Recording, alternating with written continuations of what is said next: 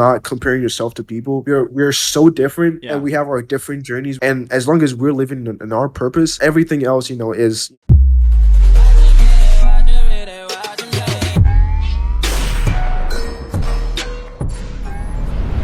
Hey everyone, welcome to a new episode of the Cybersecurity Web podcast. And I'm David, as always. I'm here as your host. And today we have Day as our guest. And it's a pleasure to have you here.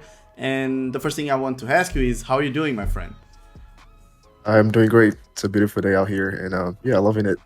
Awesome, man. Awesome. Great to know. Now, the first thing I would like to ask you, and I already told you that I was going to ask you this, is if you could just introduce yourself, just so everyone is aware of your background, what you do. Go ahead, man. Yeah, sure. So my name is Day. I am a cybersecurity professional. So I've been in cybersecurity since like 2 years now, going to 2 years now. Nice. Started as an intern and like just slowly built up my experience through like projects, certifications, different jobs I've worked and just really immersed myself in cybersecurity because I really like it. And yeah, I currently work as a cloud threat detection engineer at Datadog, and I also create cybersecurity content on YouTube, and super active with the cybersecurity community. So yeah, that's a summary of me. That's awesome, man. That's awesome. Thank you. And today we have a couple of topics we are going to talk about, and I can mention like cybersecurity content creation, career paths, certifications, cloud security, and maybe a couple of more. But for now, let's start with your journey as a cybersecurity content creator or a cybersecurity YouTuber, to be more specific. So Mhm. you started your YouTube channel, I think, almost 2 years ago, July 2020, if I'm not mistaken, and Yes, you are now very, very close to reach 10,000 subscribers, which is impressive. So congratulations on that, thank you. first of all. And so my question is, what has been your strategy for YouTube since things start out in 2020? Has it changed a lot? Have you been adapting to whatever YouTube comes up with? Tell us about it. Yeah, so it really started as a project for me to kind of like document my experience and like my journey to cybersecurity. It was really like, okay, I'm trying to figure out this space, and while I do it, I might as well just document it. So that's how it started. I started from like just giving advice on like things I was doing or projects I was working on to like, doing like technical videos and stuff like that. So I've, been all over the place, I must say. Like there is no like I guess like a specific like Yeah. niche to whatever I do on my channel. Like I pretty much do like almost everything. Like I even make videos about like books I read that are not even technical books. Yeah. So it's just really all about my journey, both in cybersecurity and most recently in life. And I've just tried to, based off of my audience, sometimes try to adapt to like, content they want to see, or like based off of wherever I'm at in my journey, just sharing my experiences of how I got there, challenges I'm facing, and just all about the journey. So that's really been my strategy the whole time, and is my strategy going forward. Yeah, that's awesome. And what about goals? Do you have any particular goals moving forward, or you just gonna keep just sharing your journey? Yeah, so I did set a couple of goals for this year. So one of my goals was actually to reach 10K subscribers Okay. in the first quarter of the year, but I didn't really hit that. But we're in the second Oh, quarter, and yeah, I'm sure I'll be at 10K pretty soon. But I yeah.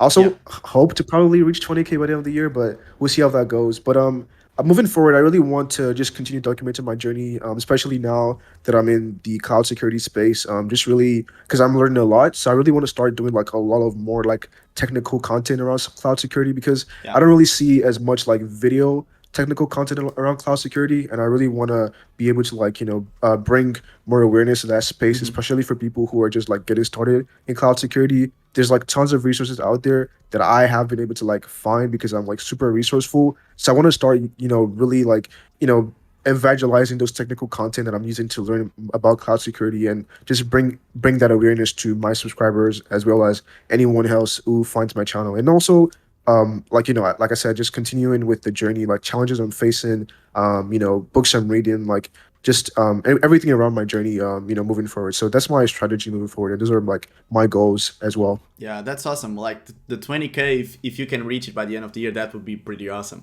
And I think you can, man. Yeah. You've been uploading a lot more frequently lately, and I've been noticing Mhm. that. Do you think that helps you in terms of subscribe gains, or could you just focus on more? I'm not saying your videos don't have quality, but if you spend a Mhm. lot of time into quality, it gets harder to Mhm. upload like every day, for example. What's your take on Yes. that? Do you think quality is more important for YouTube than quantity, for example, or the other way around?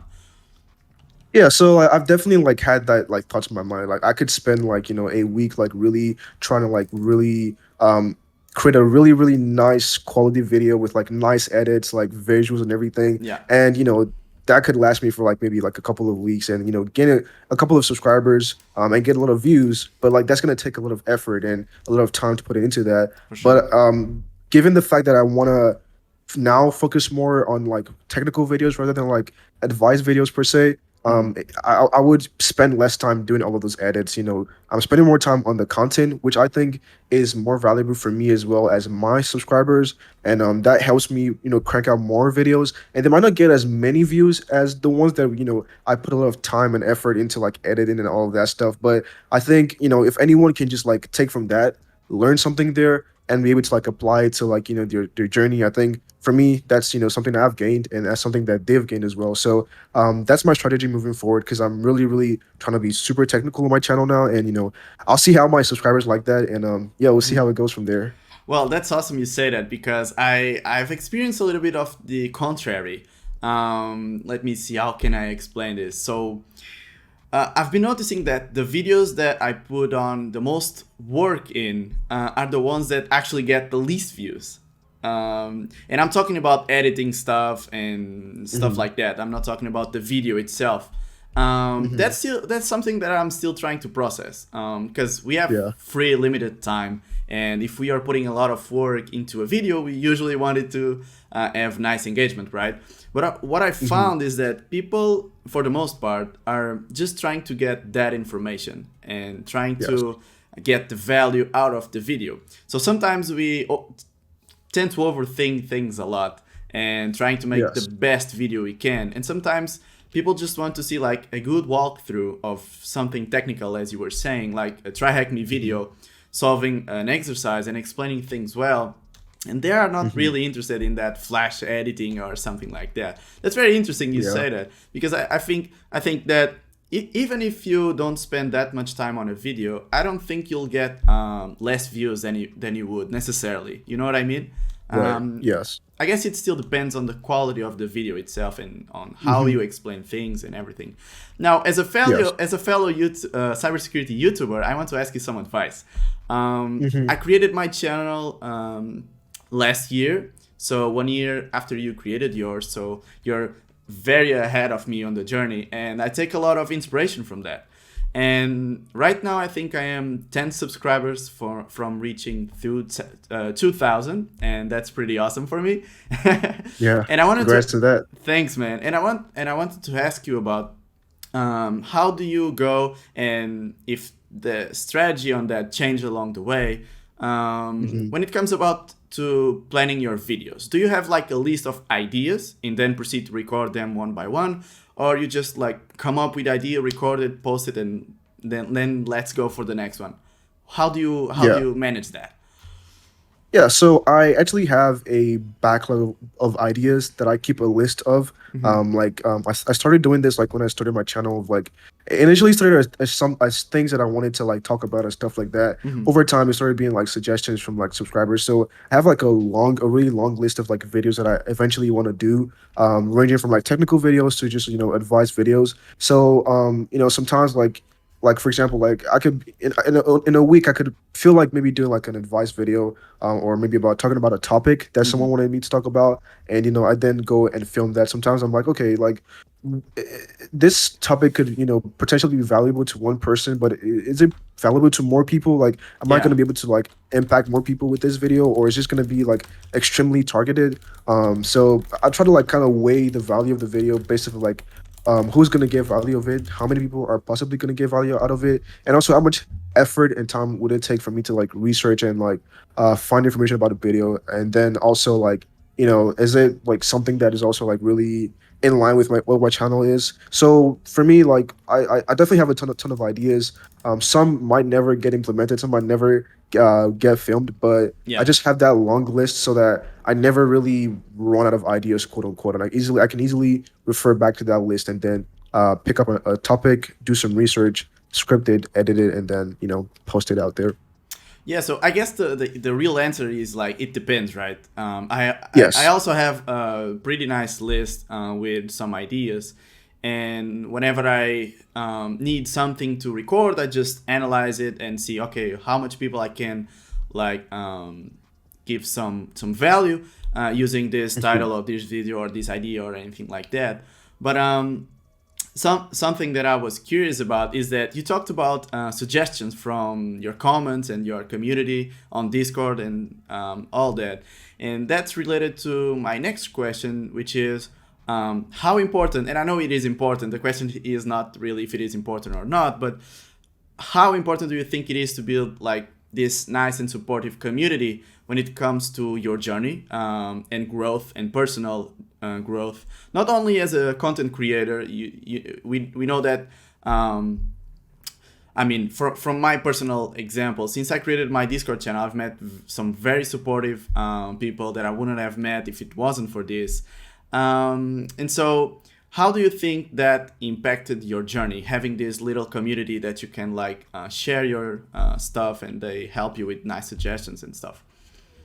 Yeah, so like my whole like idea behind my community was like um I wanted something that I wanted to create something that I didn't have when I was starting off. So like I didn't there's tons of like Discord communities out there, right, Yeah. for cybersecurity. But like I felt like, the environments were, very different from like, what I would have wanted to be in, like maybe extremely technical or stuff like that. I wanted a space where someone with like zero knowledge, like someone who's in college, like that has never done anything in cybersecurity could come in, like ask questions or get guidance, and be able to like just relate with people there, especially also for like younger people, right? Because like I was just like 18 when I first started this thing, so Yeah. I really wanted a space where people like could really feel comfortable, and that grew into a community. And for me, like it's been really really great because like I've surrounded with people who are like-minded or pursuing goals. Like for me, it's like really inspires me Hmm. just to see people who are really chasing like their goals, like certifications, jobs, stuff like that, and also being able to like give back to these people that are supporting me in my channel and my journey, by just having that space for them. So for me, it's like really really important because it plays a part in like everything that I stand for, Yeah. especially in terms of cybersecurity. So yeah, I find it really important. I think it's a great way to like really give back to the people who support you, and also have an environment where you continue to thrive, you continue to grow, and you also surround yourself with people who have like-minded goals, like-minded passions. They continue to encourage you, like, and you also continue to encourage them. So it's kind of like a synergetic like environment, and it just works very very well for everyone in the community. So I think it's very very important. Yeah, absolutely. I 100% agree. And even today, a guy on my Discord channel posted that he was going for his OSCP exam, and like he received a ton of support and many positive messages, and it was very very nice to hear that and to read that. I mean, and I also created it because for the exact same reasons you did. And I found that a lot of these Discord communities that already existed were a bit too big, extremely formal, too technical. And me myself, I sometimes had some like insecurities about asking about something because I was like, am I going to look like a dumb person if I ask about this? Hmm. And I wanted to build a place where people were okay with not knowing stuff and with being a Yes. beginner. And so, Yes. and more in even more important it is that I think it's, well, how can I say this? Because I think it actually serves a bigger purpose than just helping you sharing your work or your videos and stuff. Mhm. I think the community is really a nice word for it because people are there to support each other. And Yes. like us having a YouTube channel was just like the reason why that got created in the first place. But now it's something a lot bigger, if you know what I mean. Yes. Do you ever feel a bit afraid of it getting a little bit too big that it might lose that close and personal touch that it has right now? Because I am a bit afraid of that. to be honest. Yeah, I definitely I definitely am concerned about that. Like it gets too big to the point where those things are lost. But what I'm doing now is like I'm trying to build a community team where I no longer I'm like in full like in control of like the community, right? Yeah, I'm giving people who I think are like leaders as well and have the same level of knowledge or even like a higher level of knowledge than I do, and also share the same values as I do yeah, to also be able to like add to the community. So making members of the community, be leaders in the community, so that okay, way like we have, we're not we're keeping the same values, yeah, and we're not losing like how we're not losing where we're coming from. mm-hmm. So these people are able to like, for example, if I'm the only one like in quote unquote in charge of like it's like 1,300 people in there. If I'm the only one like just having oversight over these things, like it's gonna be a lot for me. And Yeah, like of course, all of those things will start slipping away. But if I have like 4, 5, 6 people who are mm-hmm. helping me with these things, like and they have the same values, the same passion, and are super invested in helping people, then I think that way I can still like preserve the culture in the community, and like everyone still feels the same way it was like when we're still like 10 people or 100 people, and it wouldn't matter if we were like 10,000 people. Like we'll continue building like a strong team where everyone feels the same way as it Yeah. was like when we first started. Well, if there's a way to do it, that's the way. I mean, having like a team that shares your Mhm. values as well and the values of the community.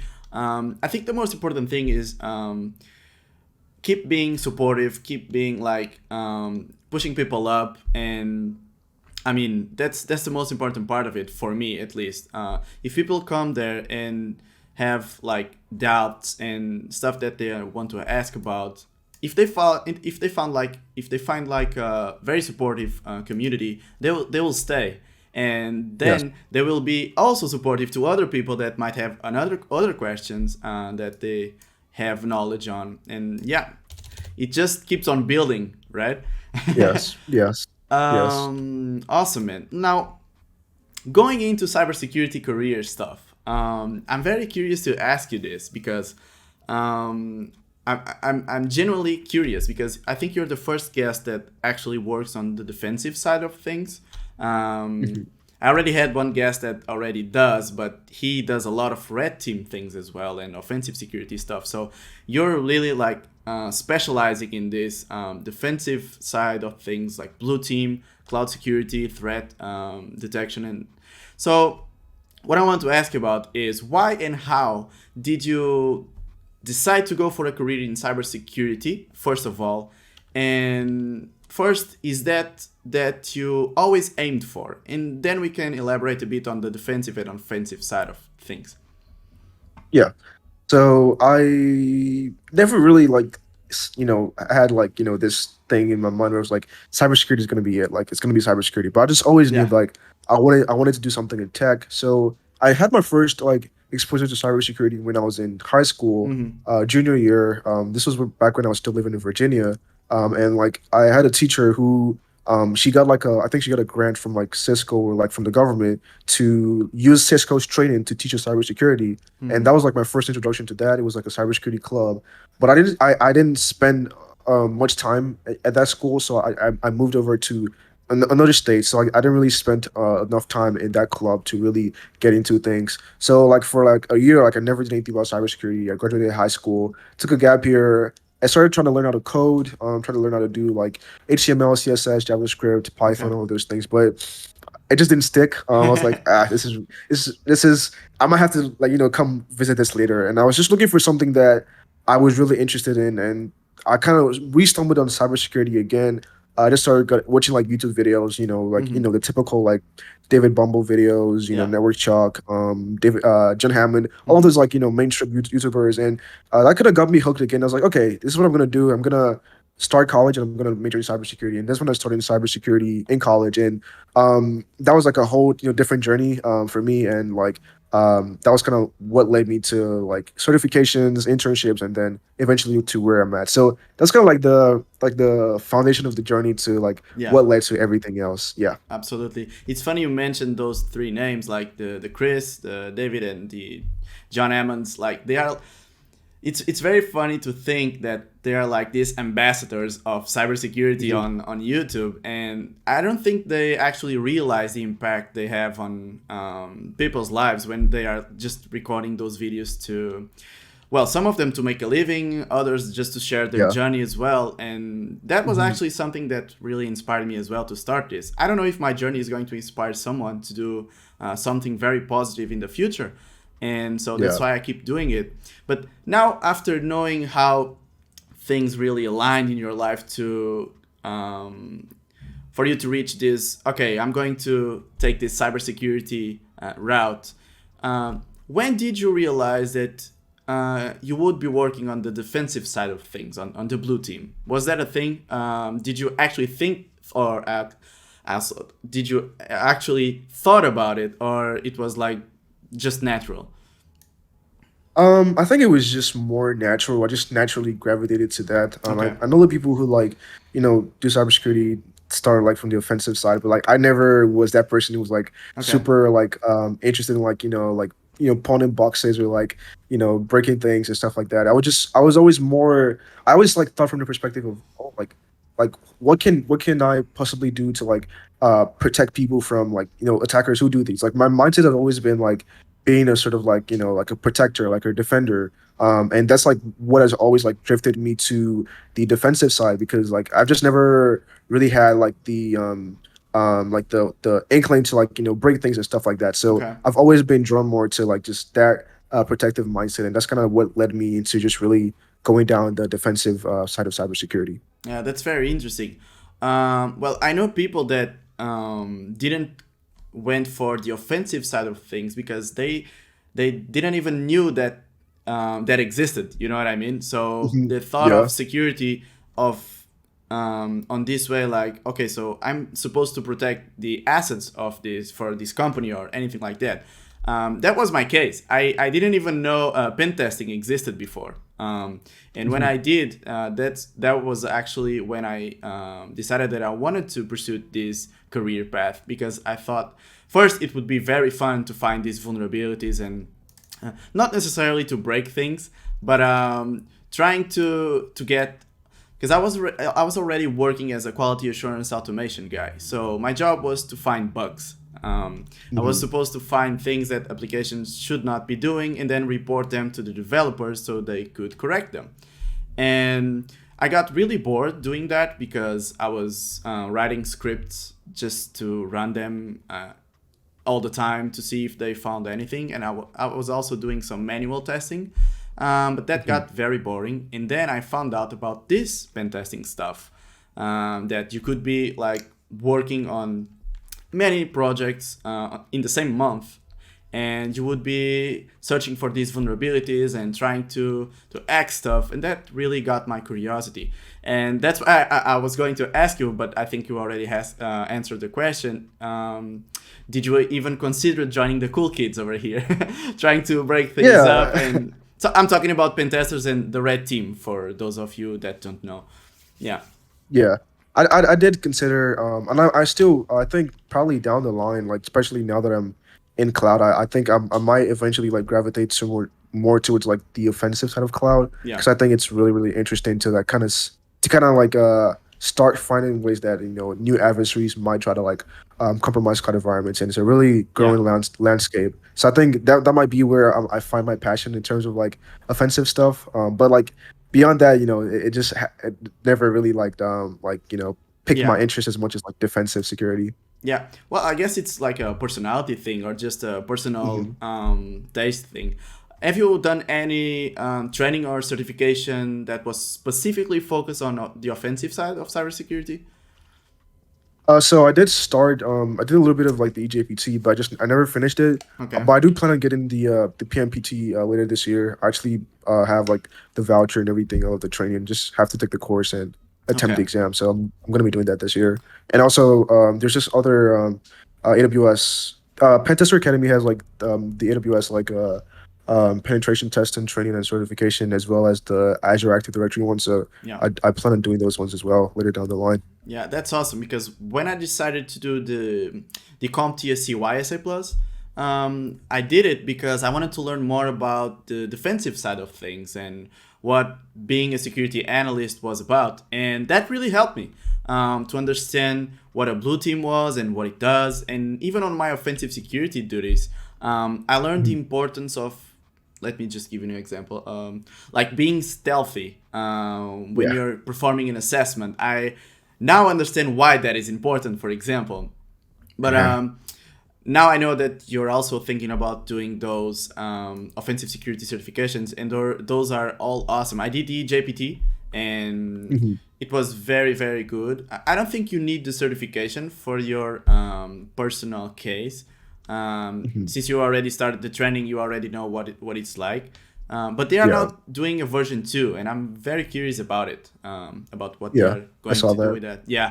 Um, so but do you think that having those certifications or by doing that training that will help you on your defensive duties right now at your job? Do you think that will help you in a positive way? So speaking of like I'd say like for example my plans to still do the PMPT, Mm-hmm. as you know it's like very active directory like oriented, Yeah. and you know I'm doing more cloud stuff, but for me it's just really beyond like looking beyond like the active directory. It's more having like that mindset of like you know the attacker Yeah. and seeing things from the perspective of like how would someone who wants to break into my infrastructure, how would they do it, like what are they going to be looking for from the outside, and what should I be doing from as someone who has the knowledge of like the inside to Yeah. secure the infrastructure. So for me, that's a perspective of like why I would be taking the certification and the training, because I think as long as you have the mindset of like how an attacker thinks, then Yeah. you can easily apply that to any like landscape, be it like Active Directory, Linux environments, web or cloud. As long as you have the mindset, you can know, okay, this is how the attacker thinks Yeah. in terms of like how they're gonna get in, and then how they're gonna like maintain persistence, how they're gonna like exfiltrate data, and then you know you can easily apply that and you know build off of that with like more training. So I think it's important, you know, like you did the CYC plus, Yeah. you're able Exactly. to like know that you know if you're too noisy, we're gonna see it in the logs, we're Yeah. gonna catch you, and you know we're gonna stop you for what you're doing. So I as a someone who also works on the defensive side, I want to know like okay, this is what the attacker is going to be doing. This is what they're going to be looking at. This is what these are the tools they're going to be using. And I think just getting that experience is you know what I really want. I think it's going to help me you know just being better as a defender. Yeah, absolutely, man. When it comes to certifications in general, I know you have a couple of them. Could you enumerate like the most important certifications you have so people could have an idea? Yeah, well that's a that's a good question.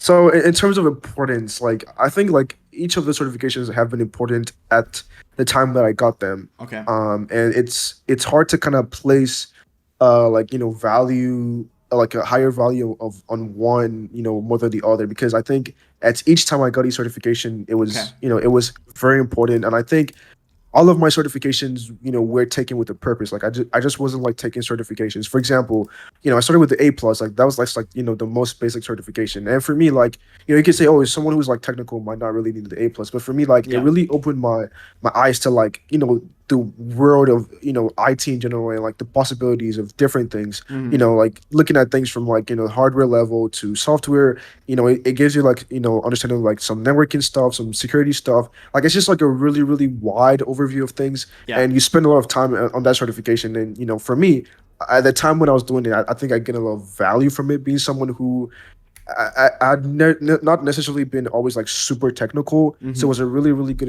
introduction for me. Network Plus was also really really awesome in terms of like you know getting those core networking concepts, because anything you do in cybersecurity or in IT, like networking is at the core of everything. And Absolutely. having like that networking understanding like really really helped me and still helps me to this day. Like if you do any interview, like one of the questions they're always going to ask is like networking questions, like Yeah. regardless. So it really, really helped me. And Security Plus as well, kind of the same things, two ISO Plus.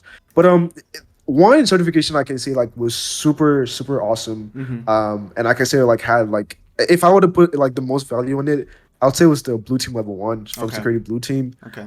It's a 24-hour exam where on the defensive side you have to investigate a compromise and then write a report on it. So just like an OSCP where you have to break into environments and write a report on the vulnerabilities. This one you have to invest. You have to do an incident response on an already compromised environment and then write a report on like what you're able to find and also Yeah. give recommendations on like remediation. So I took that exam earlier this year, and like it was the training experience was awesome. The exam experience was awesome. I think it has had if I wanted to put value in my certification, it has had the highest amount of value so Okay. far, just based on like the sheer amount of knowledge I was able to gain from it, and also like the experience I gained from the certification itself. So yeah, it would be the blue team level one. Okay. That was actually a question that I was going to ask you next.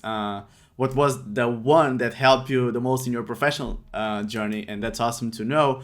But Mhm. what was that was actually a perfect answer for what I wanted, because the answer could be like the A plus, for example. It doesn't have to Mhm. be like the most advanced.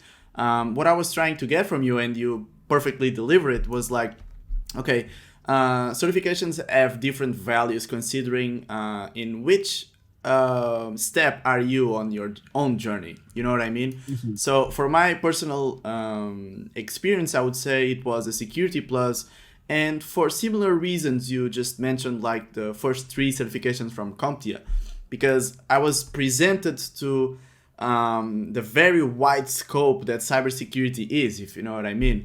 And now that I know what I want to do, it's easier to try to go through this route and specialize on this, and now select the right certifications for what I want to do, if you know what I mean. So Security Plus is up there. Um, and I was going to ask you also about what you think of entry level certifications, because there's this thought that people should like wait and study and grab that knowledge, but don't necessarily do the certification exam, because it's like a waste of money and you can always spend that money on more expensive certifications and more specialized more down the line. So, what's your opinion on that? So I actually kind of give the same advice recently.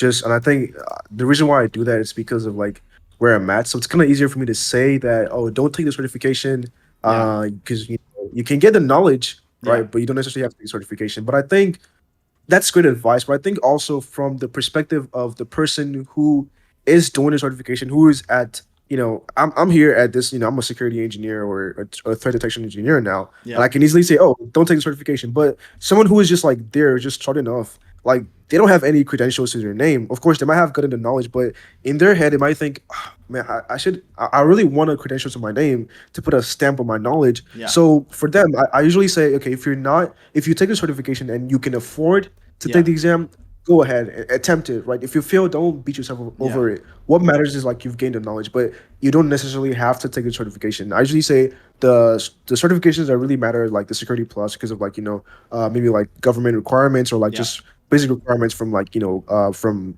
employers. But I usually advise, okay, don't study the material, mm-hmm. gain the knowledge. If you can afford it, take the certification. If you want to add that stamp or that credential to your name, take the certification. But if you are really not in the financial space and you don't really care about like that certification or that credential, all that really matters to you is the knowledge, then you don't have to do it. So I think I usually present the option of Yeah. these different things to the person. Like you can do this, you can do that. It all depends on like what you really care about at this point in time. Yeah, I agree, and I also gave the same advice, because it really depends. Because let's say you don't have like the money to invest in a lot of certifications. Maybe you have to choose very, very carefully what you're going to do with that money, because that is going to be an investment, and you want to get the most out of it, right? Um, but for me personally, my certifications really helped me to get like my first opportunity. My first cybersecurity opportunity was not. I didn't get the opportunity just because I had the certifications, but they didn't hurt. If you know what I mean, Yeah. they helped. Yes. A lot of Yes. the things they asked me, I already had studied, and I know there must be a lot of stuff as well that they didn't ask me because of the certifications they saw I already had, like those Yes. basic entry level and beginner questions that you always get. If you have like a Hmm. security plus, a network plus, they will see it and they will be like, okay, so this guy knows the fundamentals, or at least has Hmm. some idea about it. And when it comes to the importance that these entry level certifications had on my personal career path, well, they were crucial in my opinion. But I always feel like, well, now I don't know if I would have spent that money on the exam. So just like you were saying, because Yeah. I'm already here, and now, okay, Hmm. maybe I could have done it differently. I guess it really depends. And the best thing we can do when people ask us for advice is like give options and then let people Yes. choose. Hmm. Um, awesome, man. So let's talk a little bit about cloud computing, cloud security. I know this is a topic that you really enjoy and you're studying and working on it as a professional. So let's consider let's consider a person that has already some solid IT and networking fundamentals. Like he did his A plus, his network plus, and his security plus, for example. What would be Hmm. your advice for someone that is interested in learning more about cloud and cloud security right now? Yeah. So I think it starts from like it's awesome first of all that you already have like those networking and IT and security fundamentals because those will very they'll help you a lot when it comes to cloud. And I think it starts from just first of all just diving into one cloud provider and just like sticking with it, especially when you Okay. get started. Okay. Like pick a cloud provider, AWS, Azure, GCP, like one of those three major cloud providers because that's what people really care about. Pick AWS or Azure or GCP. For example, I started with AWS and I just stuck with it. Of course, I do other things like at my work. I deal with other cloud providers, but Okay. personally, I took AWS. I stuck with it. And when you get to the cloud provider, start first by learning the architecture because the architecture is what defines everything else. It's what brings all of the pieces together. The architecture is where the operations are, is where the Okay. networking is where the security is. So if you understand the architecture, you understand the core principles of the cloud and how it operates, and you can then move on to learn about security stuff. So first, pick the cloud provider, understand the architecture, then in terms of like learning and like training, like there's different ways you can go about it, right? So I like personally now I'm trying to go for the most like the most affordable way possible. Like I don't want to be out here just spending like tons of money on like training because there's a lot of free resources about there about Yeah. cloud, but they don't have as much exposure as the more mainstream like cybersecurity resources. Mm-hmm. There's like resources like CloudGo. You can spin up like a vulnerable environment to your cloud environment in your cloud infrastructure and just walk through scenarios and how to like break things and like how to like defend against these things. There's a ton of blogs. There's talks on YouTube. There's books. There's so many amazing cloud books. Yeah. Behind me, I have like a couple of books that I'm reading. Like they have tons of like labs and projects out there. So just pick the cloud provider, understand the architecture. I would recommend like before you go into like all these labs, just try to like take like a quick like for AWS, take like the socials architect, like take a course. You don't have to take the certification if you don't want to. Take a course just to understand the core principles, and then when you understand the core principles, just lab it away. Like do labs, do projects, read books that have projects. Like there's tons and tons and tons of like free and affordable cloud resources out there, and I'll be sharing more on my channel because like Okay. it's just like it's amazing because you can right now I feel like getting into the cloud and getting into cloud security is even if you're smart about it, it might be easier than generally getting into cybersecurity in general because like Okay. there's so many resources out there, and if you have the core skills and the mindset and the foundations from core networking, core IT, Linux, scripting, all of those things, and you Mm-hmm. apply them to the cloud stuff, then you can easily become like really good and find yourself in really awesome opportunities in terms of the cloud. So that would be my advice for anyone who wants to get into cloud or cloud security. Well, that's awesome. And I'm pretty new to the cloud as well. I don't have that much experience when it comes to cloud pen testing, for example. So I'm here learning as well. And if you're more interested in learning new things in when it comes to cloud and cloud security, make sure you check Dave's channel. That would be awesome if you could share like those books and those free resources you're talking about in a video. I would definitely watch it. Mhm. But for Most some, definitely. yeah, for some reason, I usually get this question a lot, and I don't know. Maybe it's because people just want to be the most versatile they can be. But people always ask me, should we start with something more generic, and then pick a specific client vendor like the AWS, Azure, and Google Cloud? Um, but understanding what you said, it's better to pick like a specific provider like Azure, for example, and then try to understand it like the best way you can, and then expand Mhm. your bandwidth. Is that correct?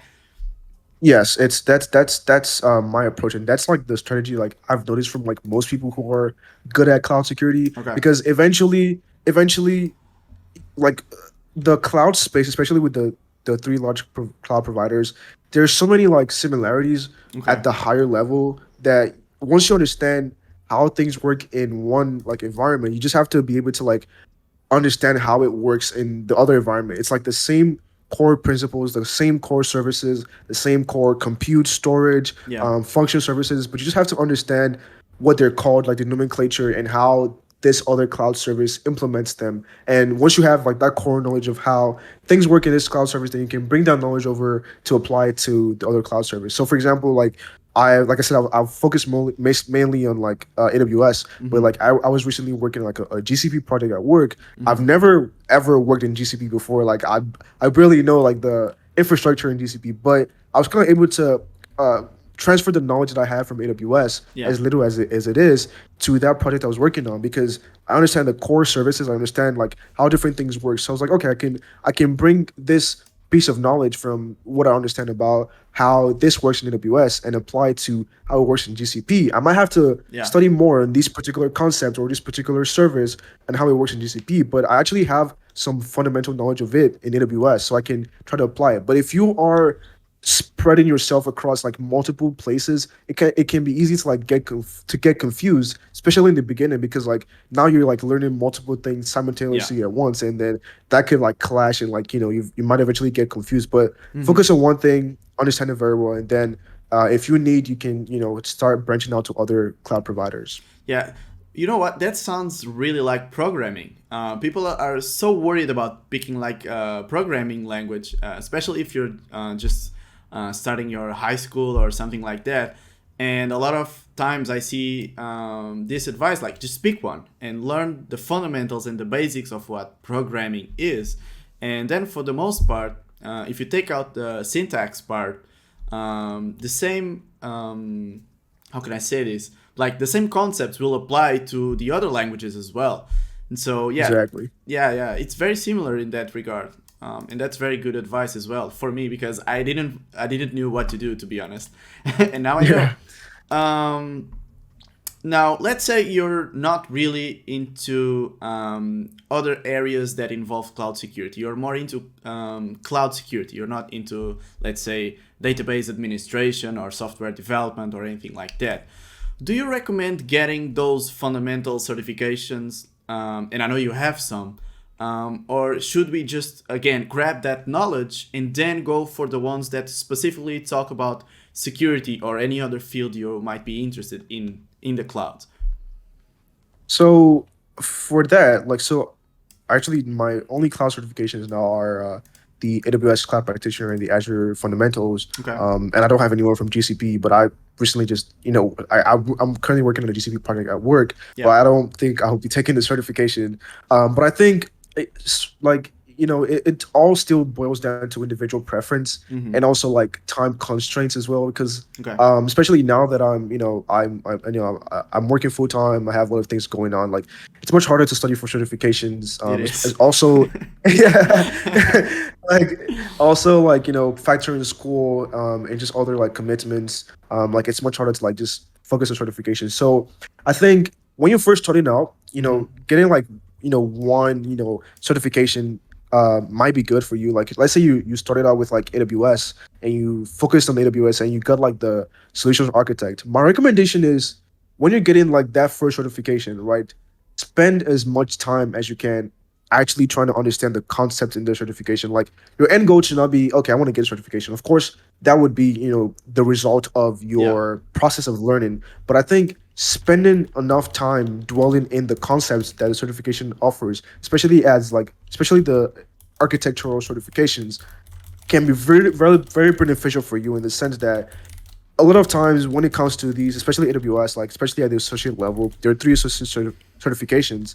There's a lot of overlap between the certifications. So if you study for the solutions architect, Yeah. there's a 40% overlap with the SysOps and like the DevOps associate. Okay. If you are planning on doing that, so if you spend enough time studying the solutions architect, study all of the concepts in there, you're only have to gonna have to spend an extra 40% of effort on any of the other associate level certifications because Yeah. you were able to cover the core concepts of the solutions architect. So if you ever decide to like go get more certifications, it's gonna be less effort required. So my recommendation is if you are gonna get a certification, spend enough time on it, understand the concept, and Yeah. get the knowledge out of it. Then in the sense of like, now branching out to like more certifications, it really depends on like individual preference. For example, like I said, I'm working on a GCP project.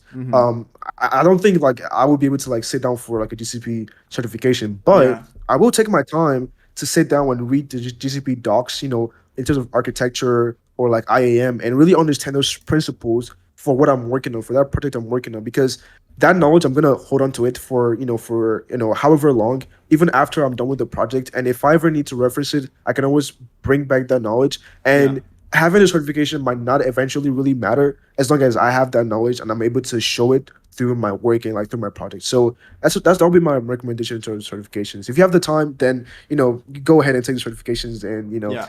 have fun with them. Yeah, in my opinion, the real value, I guess the certificate won't hurt you once again, but the real value is on the journey and the knowledge you get, right? So the Yeah. reason why I was asking this question was actually a bit selfish because I'm thinking on taking a certification from Microsoft on the Azure stuff. And I was thinking about doing it like this. So I was going to grab the knowledge from the Azure fundamentals, like the first Hmm. one, and then really try to understand the basic stuff and try to get the fundamentals. And then if I went to do any certification, I would do like this the specifically related to security, if you know what I mean, like the one that it's Yeah. actually for a security professional, because I think that once you have that certification, no company will ask you, well, where's the fundamentals one? You know what I mean? Yeah. Yeah. If you already know how to work within an Azure environment or a cloud Hmm. environment, and you have that certification for the security topic specifically, I don't think that you will need the fundamental certificate, but having the knowledge will be like the difference maker. Am I Yes. correct thinking like this? Does this make sense? Yeah, I think it definitely makes sense. From because in order for you to eventually actually pass the security certification, you Yeah, must have had the fundamentals, and like they eventually wouldn't care about you having the fundamentals. yeah, And like it would be your responsibility to make sure you absolutely. actually Yeah. have the knowledge from that security certification, and then you can do whatever it is you want to do with that. Yeah, absolutely. It's like, well, let's say you're already an experienced penetration tester, for example, and there's like this budget that your company is providing you to get a certification. Well, if you have the chance to get like an OSEP, which is like the experienced penetration tester, is a certification from Offensive Security as well, maybe you're not going to consider the EJPT or the Pentest Plus or anything like that, just because you already have that Hmm. experience and that knowledge. And once people Yes. see that you have the OSEP, they won't be asking, well, where's your Pentest Plus? If you know what I Yes. mean. Yes. Yeah. So yeah, that's like the reason why I'm considering doing things like that, and I think I Hmm. will. Now this one is a bit tricky, and we are almost reaching the end of this. We have been talking for 50 minutes, which is really impressive. Yeah, time flies, Yeah. man. You I'm are a sorry. wonderful guest, man. Thank you for being here. Let me take this My chance. pleasure, man. Now, our goal here, and we already talked about it on the beginning, is to share our journeys and so people can learn from it and create their own path, right? So, Mhm. having that said and having that in mind, what do you think was, and this is a very vague question, and I know that, but what was the best decision you took when it comes to your cybersecurity career, and what did you learn from it? Mm. Take it. Take your time. So Take your time. yeah, the best decision that I took in my cybersecurity career, and what did I learn from it? Yeah, Hmm. Best decision.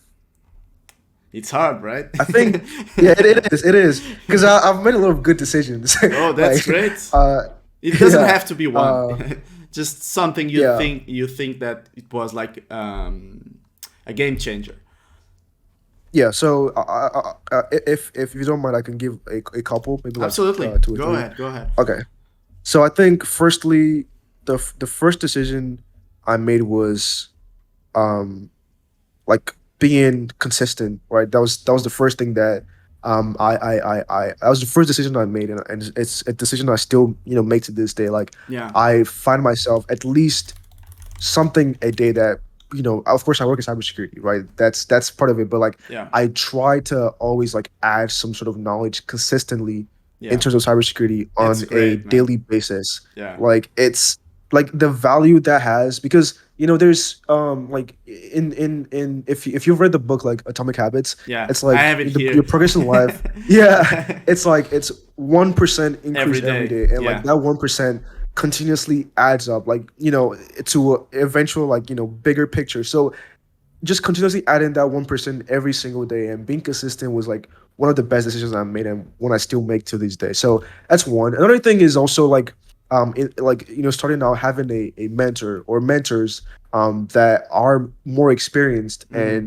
and are able to like guide you. So I had like I have a mentor, and he's like a senior cybersecurity manager, and he was able to like really guide me, especially in the early stages of my career, like in making decisions and like certifications and like even like choosing job opportunities, because like Yeah. you might look at an opportunity and be like, oh, this is a really good opportunity, but it might not be the right opportunity for you. So like Absolutely. having a mentor or mentors really helped me in terms of like getting to where I'm at. Another thing is also like building a really good network, Yeah. and involving myself with the community. Most of my experiences have come from people in my network. Like my last job was from someone in my network. My current job was for someone in my network. So building a network of people who see your value, see what you're capable of, and Yeah. see like the impact you're making in the community, and like, okay, I know this guy. Like he might not be the best at this thing, but I can see his value. I can see what he can do, and I think he will be able to thrive here. And I want to make sure like we can bring him here. Is another thing that has helped me, like just building your network and giving yourself visibility, and uh bringing value to the community, that people see that, okay, this guy is actually genuine about it. He's not just doing it for show, so Yeah. people can see it, and he's doing it because he genuinely cares about it, and like we want that in our environment. So I think those are things, the consistency, having a mentor, and just providing value to the community and building a network from people who are around you, have been the best decisions I've made, and those things like still keep guiding me. And I also think another thing is just, also I think this is going to be the last one, is humility. I Yeah. think no matter how far I go, I will never like look down on other people, because like 2 years ago I would have never thought I would be doing what I'm doing right now. Mm-hmm. And like it's very possible for like anyone's life to change, especially in cybersecurity, easily. And I Yeah. think one of the best decisions I've made is always being humble in everything I do. So like dealing with people, like just making sure that everyone feels welcome, especially in this community, because like someone who doesn't know anything 3 months ago can easily become very good at something in the next 3, 4, 5, 6 months, and make an opportunity out of it for themselves. So Yeah. I think another thing is also being remaining with humility, and that has helped me build like really solid relationships. So I would say those are some like of the best decisions I've made, and I'm still making to this day. Dude, this is why I can say that you read books. This is like a perfect answer. Yeah, yeah, yeah. Because if I ask this to I don't know, let's say anyone, they would say, "Oh, well, I did this certification and then I got this job Yeah. opportunity." But here you're talking about consistency, being a mentor or having a mentor, networking, humility. Mhm. That's perfect, man.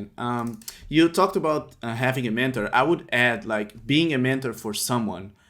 Yes. Personally, Yes. I had the opportunity to help two of my friends getting their first opportunities in cybersecurity, and That's awesome. yeah, and I do my best like to be present and to help guide them through the things you just mentioned, like receiving job offers and deciding which certification to take. And I feel like there's a lot of things that can happen for you as well if you help others to grow. And Yes. if you're growing and if you're receiving for the community, make sure you're also giving back. That is also a big thing Yes. for me. And that it's part of and Absolutely. that's part of humility, to be honest. Hmm. Hmm. Because yeah, man, I don't know. That was a perfect answer. And if you saw me typing, I was taking notes. I was really taking No notes. worries, Yeah, man. yeah. Consistency, having a mentor or being a mentor, networking, and being humble. That's great. Yeah. Now, obviously, I also have to ask you about the worst decisions, because there are also decisions that you won't necessarily regret, but maybe Hmm. you would have done something differently, if you know what I mean. Do you have Yeah. any thing regarding that situation, like a negative thing Yeah. that you might have done a bit different? Yeah. I think some things I'd have done differently would have been just spending more time, like, uh I've always been, labbing, but I wish I started doing labs way earlier, like in Okay. my journey.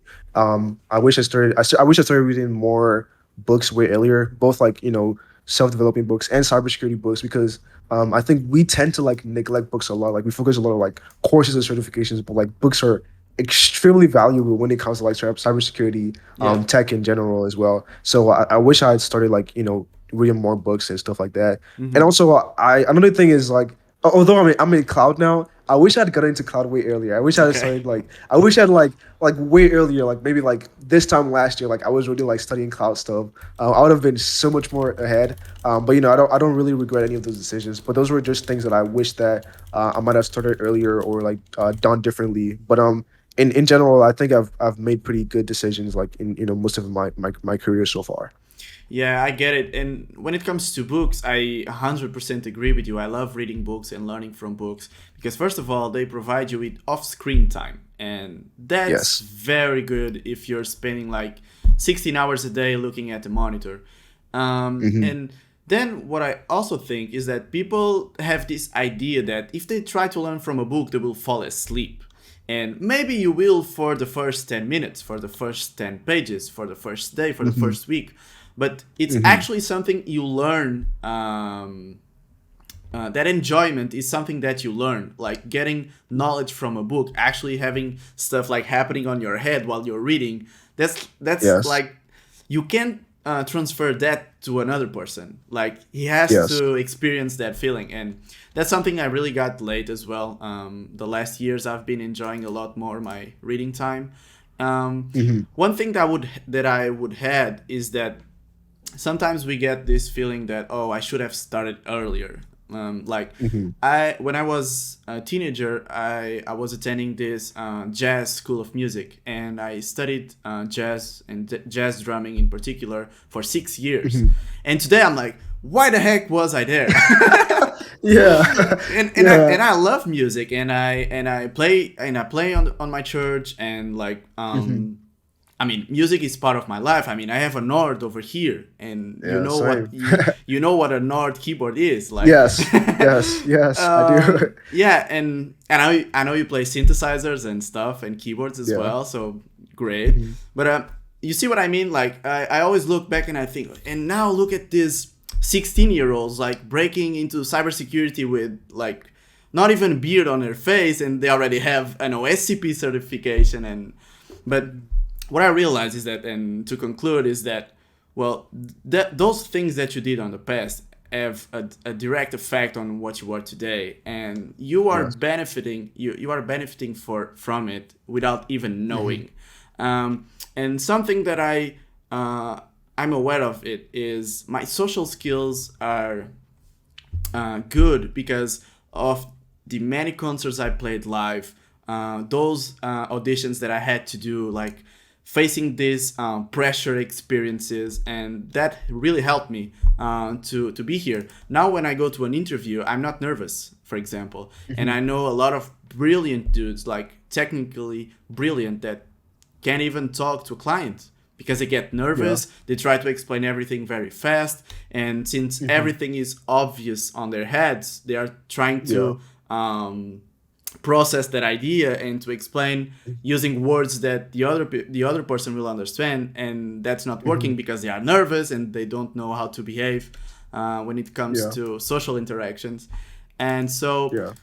well, as Joe Rogan says, and he said this, and I heard it, and I was like, oh, that makes a lot of sense. He said something like, well, when people say I should have started earlier, I respond, well, but you didn't. So what now? What now? Yeah, what now? What you're going to do about it? Just start today. Mhm. And yeah, Yes. that would be the thing that I would add. So don't feel bad if you like feel like you're late to the party. Just start today, and just like you said, a guy who Mhm. is motivated and consistent can like build um, like a first opportunity in this area in 3 months. Just Yes. you just have to be willing to put in the effort and have those four things you just mentioned: consistency, Yeah. find a mentor, do your network, because no one will give you an opportunity if they don't know you exist, and be Yes. humble. I Absolutely. think that's it. Mhm. Do you have anything you want to add or anything you want to expand on? I just have one more question No, for you. yeah, sure. I mean, like, I just to add to like what you said, like it's like it's never too late. Like, Yeah. I started when I was 18. I'm currently Mm. 20, and like sometimes I think I'm like, oh, maybe I started like I should have started like when I was like I feel 16, so when I was old like, now. yeah, and and it's like. Wait, there are people out here who are like 30, 40 who have not even gone into cybersecurity, but like they're gonna eventually get in and gonna make great careers out of it. So Absolutely. like you said, like you did start early, so what are you gonna do about it? Like, just do it now. And like, Yeah. I think another thing is also not comparing yourself to people, because like Mm-hmm. we're so different, and Yeah. we have our different journeys, we have our different purposes here. And as long as we're living in our purpose, then like, everything else, is secondary. Like, we don't Yeah. have to care about somebody else's, because that person's purpose was to do that at 16, and Yeah. that's great for them. Like, if your purpose is to do it at 50, like, that's totally great for you. So Absolutely. just living in your purpose, and like just yeah, focusing on that, your journey. And Yeah. that's just to add to what you said. That's very funny. Just to finish this topic, because I said to you that I helped two friends of mine getting their first opportunities in cybersecurity, and they are completely the opposite. Like, this first guy had like 18 years or something like that, and he was finishing his college, his university degree. So he was Mhm. majoring in IT. And so he was at the perfect stage to start early to get like his Yes. security plus certification, and already getting his first like internship in cybersecurity, and just start from the bat and already working in the field. Now the second guy was 30 years old, and he was working already 10 years in marketing. So not even in IT, if you know what I Mhm. mean. So he Yeah. he got his first opportunity in cybersecurity within the first year of working, Mhm. studying, putting in all nighters, and he made it. So yeah, you're never late. Just to finish on Absolutely. what you said. Now Mhm. the last thing I want to ask you, and this might be weird, Mhm. but I have something to ask you, and the Mhm. thing is, I want you to create a question for the next guest, and you don't know who the next guest is going to be. So that's the Yeah. whole thing. And at Mhm. the end of it, after you give me your question, I have a question for you that the previous guest got. And so it doesn't have to be related to cybersecurity; it could be anything. That's the fun Yeah. part. And Mhm. if you can just come up with something, that would be good. If not, just take your time. Anything random. Okay. uh let's see. Huh. This is a good one. Yeah, I said it was going to um be weird. yeah, let's see, a question. Hmm. Let's see. Take I'm your time. It's okay. trying It's to okay. think. It's okay. Take your time. Uh, The previous guest was the same. He was thinking a lot. yeah. Let's see. This is a good one. Yeah. Uh, I really want it to be an interesting question. Well, you can think out loud. It's okay. Yeah, I'm trying to think of something. I'm thinking of something like a little controversial, like Okay. something that Oh like my god.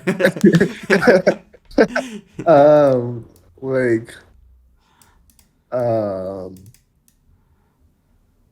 hmm. Like the pizza and pineapple thing. Uh, yeah, Now you can say something that like one. that. Yeah. Let's see. Let's do. Oh, okay. Let's do. Okay, I'm thinking something in relation to cars. Okay. I like cars. So Okay. let's say, um, This will be interesting if the next guest doesn't know anything about cars. okay, I think this is a good one. Okay. I'm listening. So, uh, but we okay. I'm just thinking out loud here, so I can Yeah. create a question. Go So, ahead. Go ahead. Toyotas and Hondas are like, the most like reliable like cars, like people know. Okay. So, like, let's see. So, I guess the question would be which car is more reliable? What cars are more reliable in Toyotas and Hondas, and which Okay. one would you choose? Okay. Yeah, let's do Okay. that. Okay. Let's do That's that. fine. That's fine. Which car is more reliable, the Hondas or the Toyotas?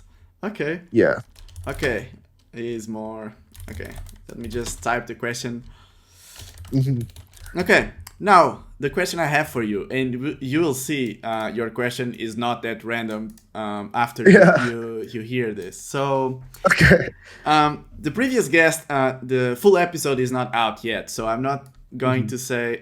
No, I can say because when this comes out, the guest that I'm talking about is already online. The full episode with that guest. So, Yeah.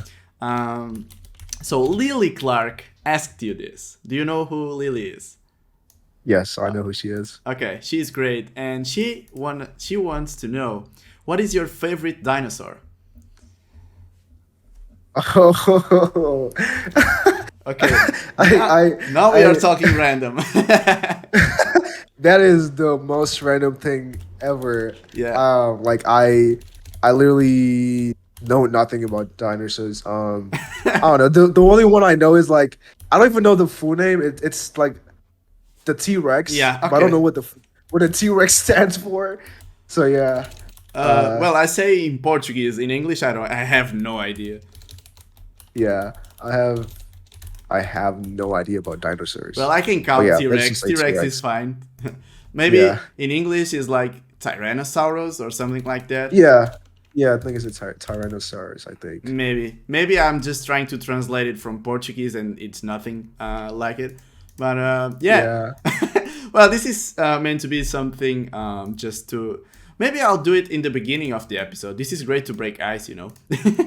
that's true. That's true. Yeah, It's a good maybe. icebreaker. Yeah, maybe from now on. You see, you're already changing things up here. Maybe I'll do it in the beginning of the next episode, and I will ask the next guest: Toyotas versus Hondas. What car is more reliable, or which car is Yes. more reliable? That will be fun. Yeah. I think the next Hmm. guest will know a lot about cars. That's just my prediction. We'll see. But yeah, man. If you don't have anything, do you want take this opportunity to plug anything you want, like your channel? I mean, your community Discord. Go ahead, man. Yeah, Take it. sure. So you can find me on Instagram, Twitter at Day Cyberwox. My YouTube as well is Day Cyberwox. My website is cyberworksacademy.com. That's for my community and also my personal website where I put like my research blog and like my notes from books I'm reading Yeah, is daycyberworks.com. And yeah, the link to the Discord in my community is on my YouTube, so you can yeah. definitely find that there. And yeah, that's everything about me. I'll add everything in the description below so people can find it easier. And yeah, man. Just to finish things up, I just want to thank you again. When I asked you to do this with me, you were just yeah, man. Let's go. Yeah, So thank you so much, Day. You're a great guy, and maybe in the future we can do round two, maybe more down the line. And I love think you to. should create a podcast as well. I think you Considering should, it. man. I think you should, man. It would be awesome. Yeah. And yeah, that's pretty much it, man. Thank you once again. I hope you Thanks for guys having me. enjoyed this episode, and we'll see you in the next one. Bye. See you.